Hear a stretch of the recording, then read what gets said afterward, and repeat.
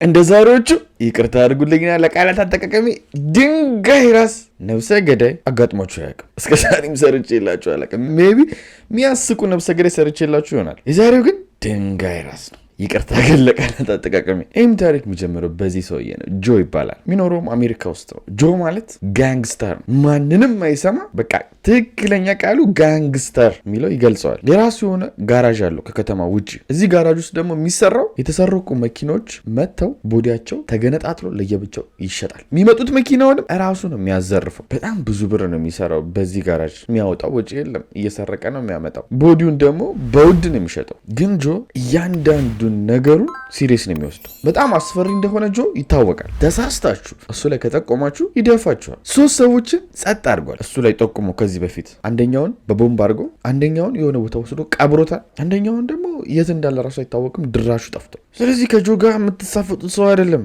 በቃ ዝም ብሎ እየሰራ ነው። 2004 ላይ ግን እንደ ፈረንጆች አቆጣጠር ጋራዡ በፖሊሶች ይጥለቀለቃል። የተፈረደበት ግን ጠንከር ያለ አልነበረም። የቤት ውስጥ እስር ነው የታሰረው። እግራችሁ ላይ መከታተያ ሞኒተር ይገጠማል። ያው ከቤት ከወጣችሁ አላርም ይጮሃል። ከቤት ውስጥ መውጣት አትችሉም። እናም የቤት እስር ታስሮ ጆ ቅድም ምን ብያቸዋለሁ፣ እሱ ላይ ከጠቆማችሁ አዛ የሆነ ሰው ነው። ስለዚህ የጠቆሙበትን ሰው ማፈላለግ ጀመረ። ከዛም በብር በምናምን አድርጎ መረጃ ወጣ ከፖሊስ ጣቢያ ማን እንደጠቆመበት። ይህም ሰውዬ ካርድስ ይባላል። ጆ አሁን ታዲያ ራሱ መግደል አይችልም። ምክንያቱም ቁጥጥር ላይ ነው፣ የቤት ውስጥ እስር ላይ ነው። በዛ ላይ ትኩረት ይስባል። ስለዚህ ቅጥር ነፍሰ ገዳይ ለመቅጠር ያስባል። ይህንም ታዲያ በጣም በቃ እንዲህ ነው ሰፈር ውስጥ የሚያክት እኔ ነኝ አይለኛ እኔ ነኝ ገዳይ የሚል ሰው ታውቃላችሁ።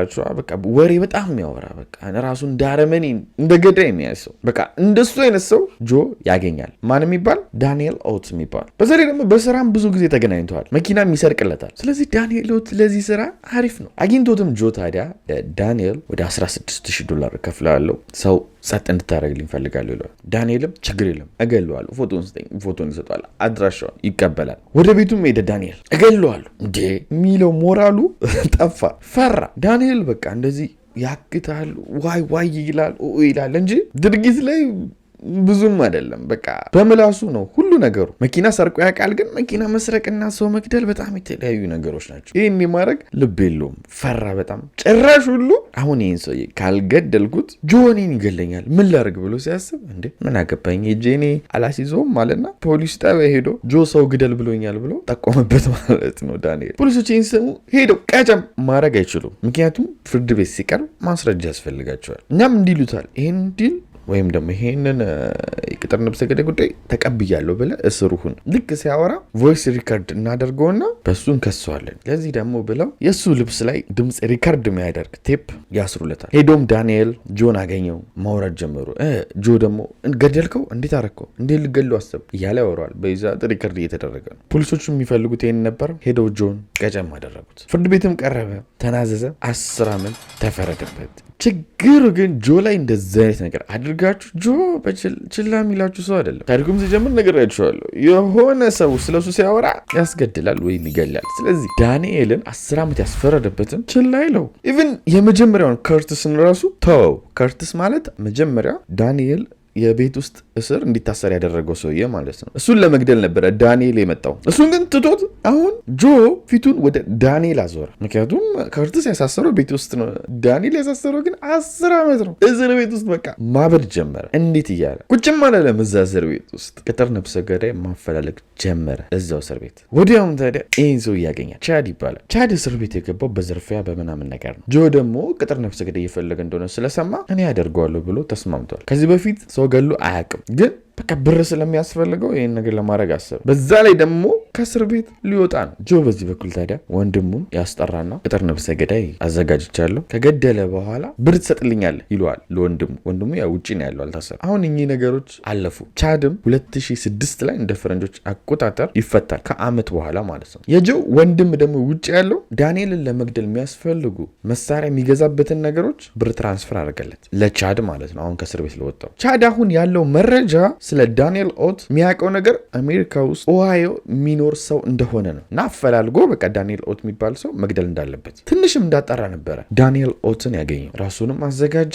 ልብስ ለበሰ፣ መሳሪያውን ታጠቀ። የት እንደሚኖር ካጣራ በኋላ በሌሊት ወደ ዳንኤል ኦት ቤት ሄደ። ቀስ ብሎም ሳያዩት ሰብሮ ገባ ቤታቸው። ወደ ሳሎንም ሲጠጋ ዳንኤል ኦትን አየው። ችግሩ ግን ይህ ታሪክ የሚደንቀው ይሄኛው ዳንኤል ኦት ሌላ ዳንኤል ኦት ነው ኦሃዮ ውስጥ የሚኖር። ያኛው ጆ ላይ ለፖሊስ ጠቁሞ ያሳዘው ዳንኤል ኦት አይደለም። ምንም በቃ ወንጀል ማያቅ ተራ ሰው ነው ህይወቱን እየኖረ ያለ ሰው። ይሄኛው ሰው ቻድም ሲያየው እንዴ እድሜው ትልቅ ነው የተባልኩት፣ በዛ ላይ ቀጭን የተባልኩት፣ ይሄ ደግሞ ወፍራም ነው፣ እድሜውም ገና ልጅ ነው፣ የምር ይሄ ነው እያለ መጠራጠር ጀመረ። መረጃ የተሰጠው ከእስር ቤት ነው። እስር ቤት ውስጥ ደግሞ ፎቶ ስለሌለ ኦሃዮ እንደሚኖር ነው እንጂ የነገረው እና ደግሞ እድሜው ትልቅ እንደሆነ ምናምን ነው እንጂ ነገረው። መልኩን አላሳየውም። ግን ግራ ገባው። በቃ እዛ ጋ ያየው ቻድን ቤቱ ውስጥ ገብቶ ማለት ነው። ከዛስ አይ ይሄኛው ዳንኤል ኦት ሌላ ነው ብሎ ማሰብ ጀመረ። ግን ደግሞ በይሳ ዳንኤል ኦት ቤት ውስጥ የሆነ ነገር አለ ብሎ ይሄ ማንም ሰው ማያውቀው አየው። እሱም መሳሪያ ያዘና አስፈራራው፣ እንዳትንቀሳቀስ፣ ቆይ እንደውም ልሰር ብሎ ያስሯል። ቻድ ነው ምንም ግንኙነት የሌለውን ዳንኤል ኦት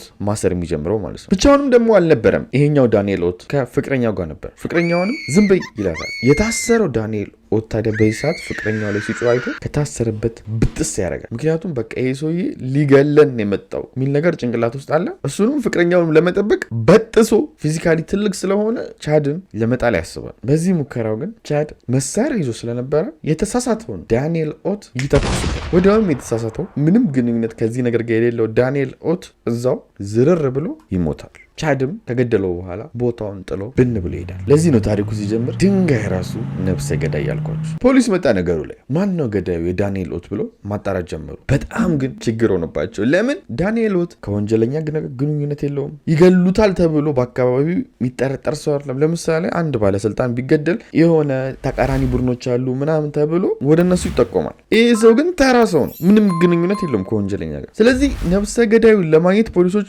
በጣም ከበዳቸው። ለቀናቶች፣ ለወራቶች፣ ለ5 ወር ሙሉ ስራ ብለው አጠኑ። ይህንን ገዳይ ግን የእሱ ሊያገኙ አልቻሉ። ከዛም አንድ ሀሳብ መጣላቸው። ምናልባት ከተማ ውስጥ ዳንኤል ኦት የሚባል ሌላ አለ፣ እሱም ገላሉ ተብሎ እንዳይሆን ይሄኛው ነው የተገደለው የሚል ነገር ጭንቅላታቸው ውስጥ መጣ። ምክንያቱም ያኛው ኦልሬዲ ብዙ ስህተት ስለሰራ ከጆ ጋር ሊገደል የሚችል ሀሳብ መጀመሪያ ነበራቸው። ይህን ነገርም ለማጣራት ሰዎችን መጠየቅ ጀመሩ፣ የሚያውቁ ሰዎችን ማለት ነው። ግን አብዛኞቹ አረኛ አናውቅም፣ ጆ ጥሩ ሰው ነው እያሉ ማውራት ጀመሩ። ጆ እንዴ ነፍሰ ገዳይ ሰው አያስቀጥርም ሰው ለመግደል ምናምን እያሉ ማውራት ጀመሩ። ምክንያቱም ያው ጆ ይታወቃል፣ ከጠቆማችሁበት ያስገድላቸዋል። ስለዚህ ማንም መናገር አልፈለገም ወይም ደግሞ መመስከር አልፈለገም። ፖሊሶችም መረጃ ማግኘት በጣም ከበዳቸው። በዚህ ምክንያት ምርመራው ተዘጋ፣ መፍትሄ ሳያገኝ። ጆም 10 ዓመቱን ጠጥቶ ከእስር ቤት ወጣ። ነፃ ሰው ነው፣ ማንም አይዘው፣ ፈታ ብሎ እየኖረ ነው። ግን 2015 ላይ እንደ ፈረንጆች አቆጣጠር ጆ ከእስር ከወጣ ከ1 ዓመት በኋላ ፖሊሶች የተዘጋ ዶሴ ከፍተው ድጋሚ ሲያጣሩ ጆ ላይ መረጃ አገኙ። በፊት ፈርተው አልናገሩም ያሉ ሰዎች ከዚህ ሁሉ ዓመት በኋላ ምን ይመጣል ብለው ያው ሁሉን ነገር ተናገሩና መረጃ አገኙ ፖሊሶች። ጆም ታዲያ ፈታ ብላ እየኖረች ሄደው ቀጨም ያደርጉታል። የጆም ትክክለኛ ፎቶ ይህን ይመስላል። ወዲያውም ፖሊሶች ታዲያ በንጋታው ቻድንም ቀጨም ያደርጉታል። ቅጥር ነፍሰ ገዳዩን ማለት ነው። በስህተት ዳንኤል ኦትን የገደለው የሱም ፎቶ ይህን ይመስላል የቻድ። በዚህም አላቆምም። የዛኑ ቀን የጆንም ወንድም ቀጨም ያደርጉታል። ምክንያቱም ትዝ ካላችሁ ለቻድ ብር ያስተላለፈው ጆ እስር ቤት እያለ እሱ ነበር። የሱም ትክክለኛ ፎቶ ይህን ይመስላል። ቻድ ፍርድ ቤት ቀርቦ 28 ዓመት ተፈረደበት። ያው ቅጥር ነፍሰ ገዳይ ስለሆነ ማለት ነው። በነገራችን ላይ ቅጥር ነፍሰ ገዳይ ትንሽ ዓመት ነው የሚፈረድበት፣ ዋናውን ሀሳብ ካመጣው በታች ማለት ነው። ጆ በዚህ በኩል ታዲያ እድሜ ልክ ተፈረደበት። ወንድምየው የተባበረው እሱ ደግሞ እስር ሳይሆን የብር ቅጣት ተጣለበት። የዛሬ እውነተኛ ታሪካችን ታዲያ ይህን ይመስላል። በቀጣይ እንገናኛለን። ወዳችኋለሁ። ላይክ፣ ሰብስክራይብ ማድረጋችሁ እንዳትረሱ። ቻው።